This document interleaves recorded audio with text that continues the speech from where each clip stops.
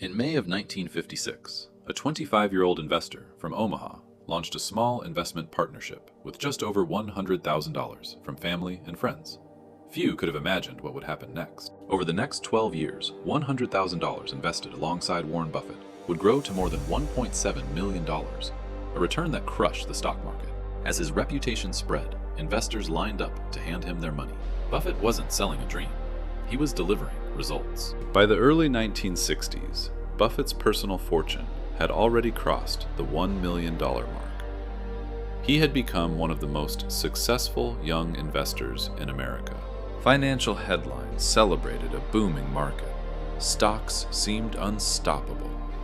Everywhere Buffett looked, investors were becoming more optimistic. But beneath the excitement, Buffett noticed something troubling. Something most investors couldn't see. By 1968, speculation was everywhere. Stock prices were soaring. Investors were chasing quick profits.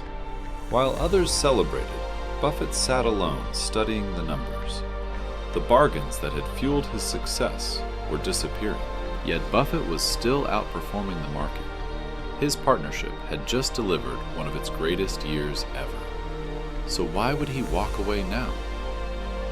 In May 1969, Warren Buffett announced that he would shut down the Buffett Partnership and return the money to his investors. Why would a man at the peak of his success voluntarily close one of the best performing investment partnerships in America? The answer wasn't poor performance, it wasn't retirement, and it certainly wasn't failure.